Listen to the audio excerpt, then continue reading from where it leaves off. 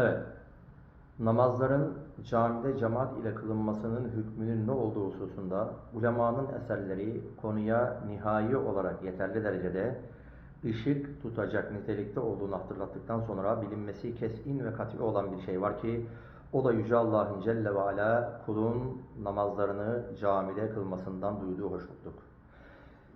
İbn-i Mace rahimahullah, mübarek sahabi Ebu Hureyre'den radıyallahu anhu, onun da Resulullah'tan sallallahu aleyhi ve sellem söylediği şu sözü nakleder.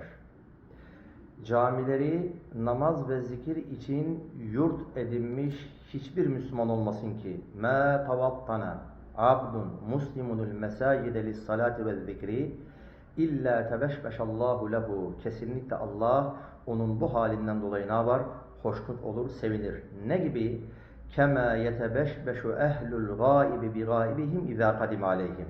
Yolculukta olan, gurbette olan birisinin yolculuğundan dönüp ailesiyle karşılaştığında ailesinin duyduğu sevinç gibi aynen Allah kulun bu halinden hoşnut olur, sevinir demiştir. Yüce Allah'tan camileri kalplerimizde sevgili göstermesini, bu hususta bizlere afiyet vermesini, namazlarımızı camide severek eda etme hususunda bizlere yardım etmesini dileriz.